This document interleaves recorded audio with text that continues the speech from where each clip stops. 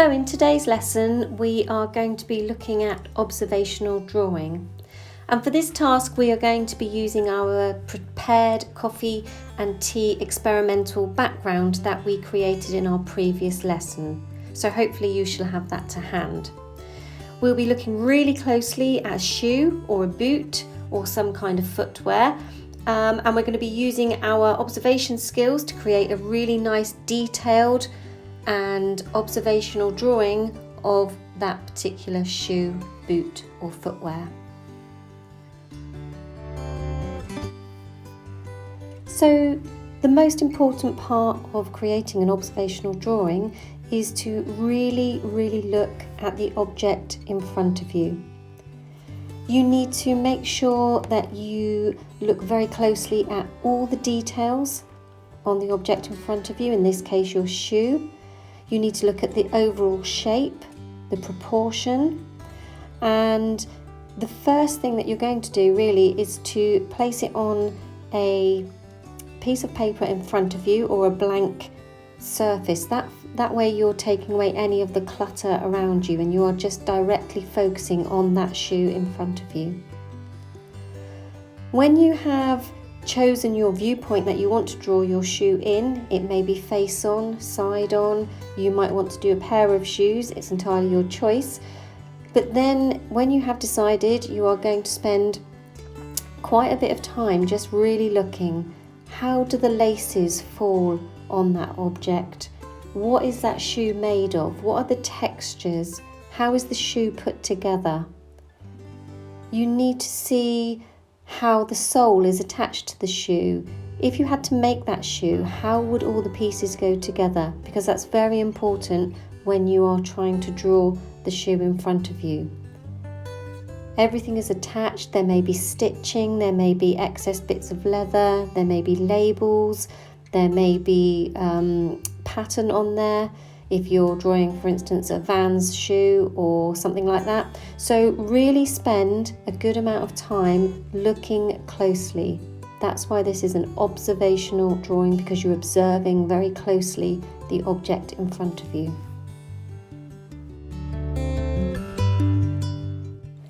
So here we have some examples of previous GTS students' work. These are extremely successful because they have really looked and spent that time looking at all the tiny details, looking at the tone, the areas of light and dark, and making sure that everything is in place as they are seeing it in front of them. They're not making it up, they're not drawing what they think they see, they are really looking, observing and drawing what's in front of them. So these are really successful previous students' work.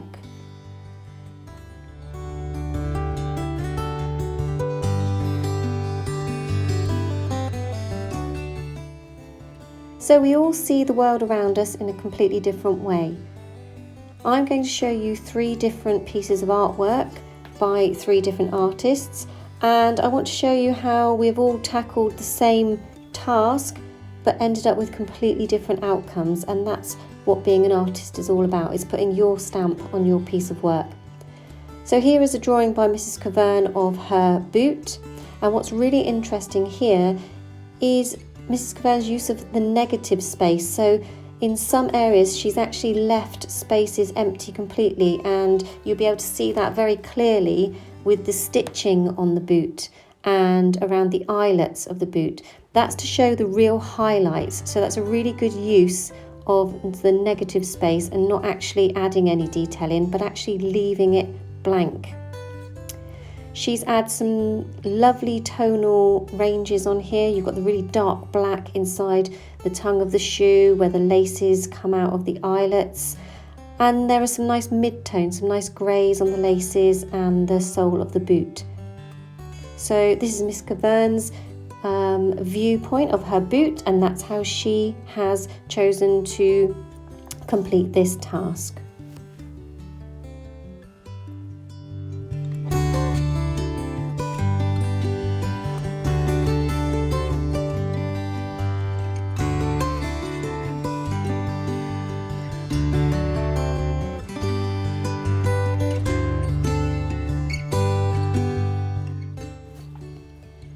So here we have a lovely drawing by Mrs. Saunders, and what's really lovely about this drawing is the viewpoint that she has chosen to draw her boots.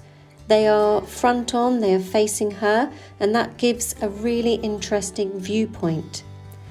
Her use of shading is very soft and very subtle, and it gives the overall picture quite a soft, blended feeling.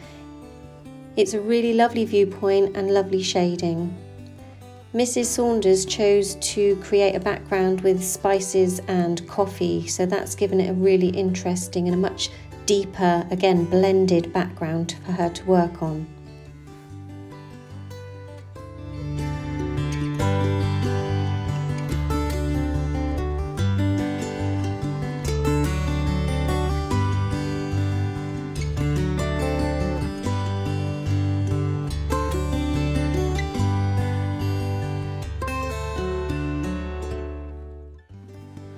So here is my drawing, Mrs. Whitney's drawing, and I've tackled it in, again, another way really.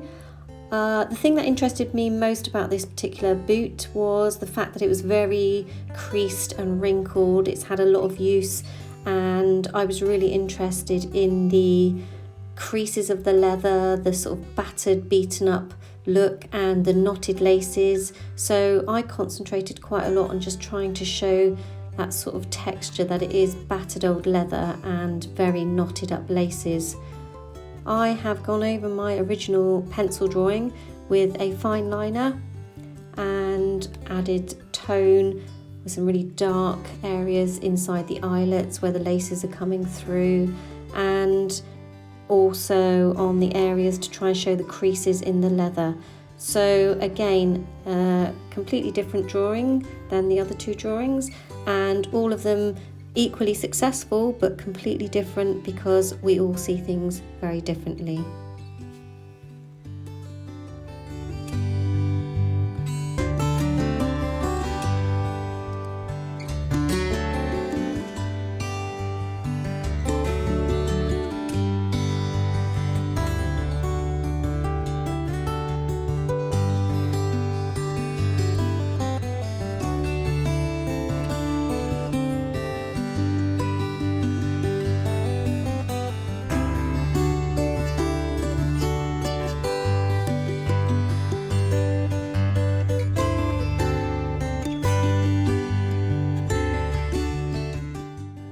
So you should now have everything that you need to create your observed study, your observed drawing of a shoe or a boot using your coffee or prepared background from last lesson.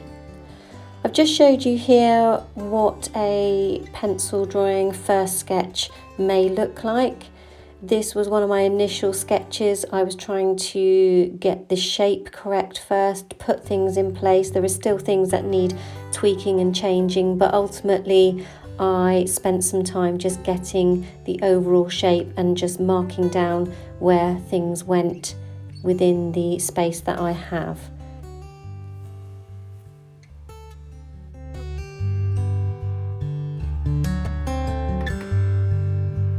So here is the pencil sketch, again quite basic. It's just got the shapes and the tiny bits of detail, for instance where the laces go, where the eyelets are on the boot, and the overall shape.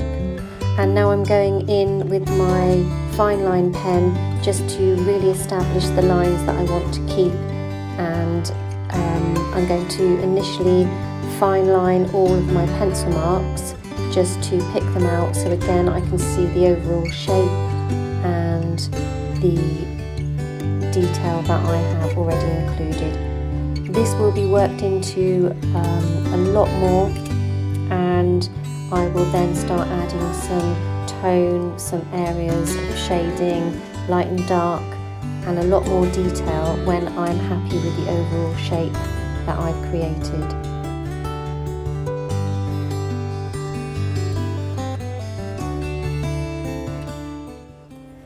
So I'm continuing to look at the boot in front of me. Although I've already laid down my initial shapes, my sketching, I still need to keep looking really closely at the object in front of me. So I look at the boot, then I'll look back at my drawing. If there's a particular shape that I'm not sure of, I will look at the boot in front of me. It's there giving me all the information that I need. There's no point in guessing where things go when you actually have the object in front of you. So here you'll see a time lapse of me just carrying on adding detail and tone to my boot, and as you can see, I'm going back in, I'm laying down initial areas and going back to them. I'm laying down different tones, and with each step I'm just building up different areas, but all the while really looking at the boot in front of me.